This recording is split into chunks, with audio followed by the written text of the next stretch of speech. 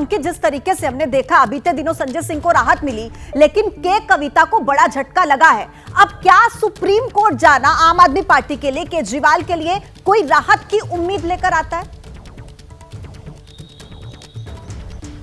देखिए, अब Arvind Kejriwal supreme court का दरवाजा खटखटाएंगे तो मुमकिन है कि अब वो जमानत याचिका दायर करें, ना कि जो है पूरे केस को या गिरफ्तारी के ऊपर सवाल उठाने वाली याचिका।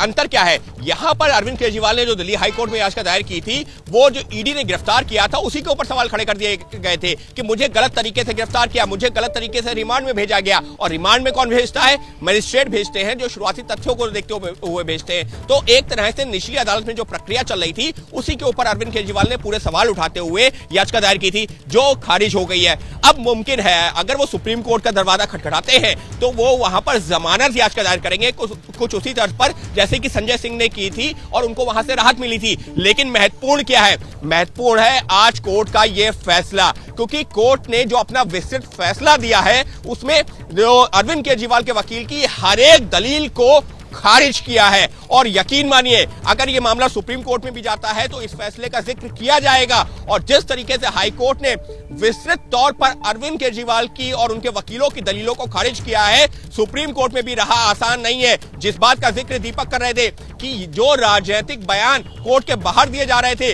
उन्हीं का जिक्र एक तरह से दलीलों की फॉर्म में यहां पर अभिषेक मनु सिंघवी ने कोर्ट के भीतर भी किया। फिर चाहे वो जो गिरफ्तारी की टाइमिंग की बात हो, फिर चाहे वो इलेक्टोरल बॉन्ड की बात हो, फिर चाहे वो जिस तरीके से ईडी का रोल रहा है उसकी बात हो, तो लगातार जिन चीजों का जिक्र अभिषेक मनु सिंघवी कोर्ट में कर रहे थे या संजय सिंह समेत तमाम नेता कोर्ट के बाहर कर रहे थे, कोर्ट ने अपने फैसले में एक एक करके बिंदुवार तौर पर हर दलील को खारिज किया है। और ऐसे में दिल्ली हाई कोर्ट का यह आदेश अपने आप में एक विस्तृत आदेश है और सुप्रीम कोर्ट में मामला जाएगा भी तो इस आदेश का जिक्र जरूर होगा। और ऐसे में अरविंद केजरीवाल के राह सुप्रीम कोर्ट में इस आदेश के बाद तो और मुश्किलों भरी जरूर हो गई है, इतना जरूर कहा जा सकता है। जी बिल्कुल ठीक है अंकित, मैं लौट रही हूं आपके पास। अब देखिए, ईडी के दावों को लेकर हाई कोर्ट ने अभी तक क्या टिप्पणी की, ये भी बहुत महत्वपूर्ण हो जाता है। और अंकित, जो दर्शक हमारे साथ अभी जुड़े हैं, मैं उनके लिए आपसे सवाल पूछना चाहूंगी कि हाई कोर्ट की तरफ से ईडी के दावों को लेकर क्या कहा गया है, दलीलें क्या दी गई हैं?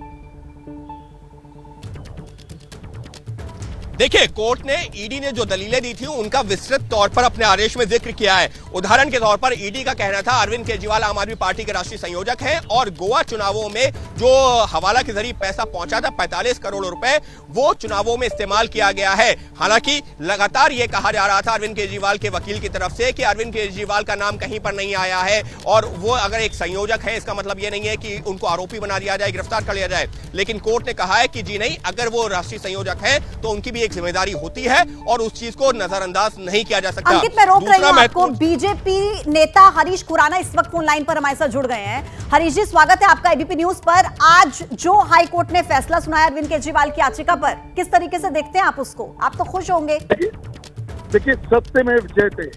भारतीय जनता पार्टी शुरू से कहती आ रही थी कि कानून अपना काम कर रहा है, लेकिन आम आदमी पार्टी के लोग और अरविंद केजरीवाल कहते हैं पॉलिटिकली मोटिवेटेड केस है, ईडी डर गई है अरविंद केजरीवाल से। आज सब कुछ ऑनरेबल कोर्ट ने क्लियर कर दिया, कोई पॉलिटिकली मोटिवेटेड केस नहीं है। जो भी साक्ष्य प्रस्तुत किए गए ईडी के द्वारा वो वैलिड है। जो टाइमिंग की बात करी वो गलत है और जो सबूत जो रखे हैं वो बिल्कुल सही है। इसलिए आज जो भी ईडी के द्वारा रखा गया वो सब कुछ बिल्कुल ठीक है। इसलिए आज अरविंद केजरीवाल को सोचना होगा कि जो बोलते थे कि पॉलिटिकली मोटिवेटेड केस है, हम क्यों कह रहे थे कि जो किंग पिन है इस केस के अरविंद केजरीवाल है, इस घोटाले के, आज कहीं ना कहीं अरविंद केजरीवाल के ऊपर बहुत बड़ा तमाचा है। और हम ये देखते हैं कि अब हो गया, बहुत हो गया, तुरंत से तुरंत इस्तीफा अरविंद केजरीवाल का। लेकिन हरीश जी, अभी सारे दरवाजे अरविंद केजरीवाल के लिए बंद नहीं हुए हैं, अभी दरवाजे खुले हैं। कल सुप्रीम कोर्ट भी जाएंगे वो, ऐसी भी जानकारी मिल रही है। वो जा सकते हैं, लेकिन जब ऑर्डर है, ऑर्डर में कोर्ट ने साफ कहा है कि पॉलिटिकली मोटिवेटेड नहीं है। जो साक्ष्य प्रस्तुत किए गए थे वो गोवा इलेक्शन के लेके हवाला के ट्रांजैक्शन हो, चाहे गोवा के कैंडिडेट का बयान हो, चाहे वो अप्रूवर्स का बयान हो, अप्रूवर के बारे में साफ बोला कि कोर्ट ने अप्रूव करता है इसको, ना कि ईडी अप्रूव करवाता है। इसलिए जो चीजें हैं, जो भी चीजें हो रही हैं वो लीगली हो रही हैं और कानून के तहत हो रही हैं। इसलिए जो पॉलिटिकली मोटिवेशन का जो इनका बयान था, इनके जो तर्क था, वो कोर्ट ने सेटिस्फाइड किया है। लेकिन हरीश जी, कल जमानत याचिका उनकी तरफ से डाली जा सकती है। अब इसको लेकर सुप्रीम कोर्ट का क्या फैसला होगा, ये देखना काफी महत्वपूर्ण रहेगा। जैसे ही घड़ी का काटा दोपहर 2:30 पे आए, बबीता जी का दिल सास बहू साजिश के लिए मचल जाए। और ये है इनकी बहू, पूरे दिन ऑफिस की टेंशन हो जाए गॉन जब ये करें अपना फेवरेट शो फ्री टाइम पे ऑन।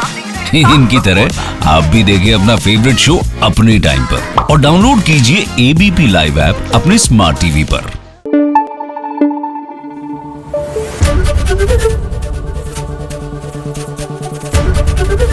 एबीपी न्यूज आपको रखे आगे।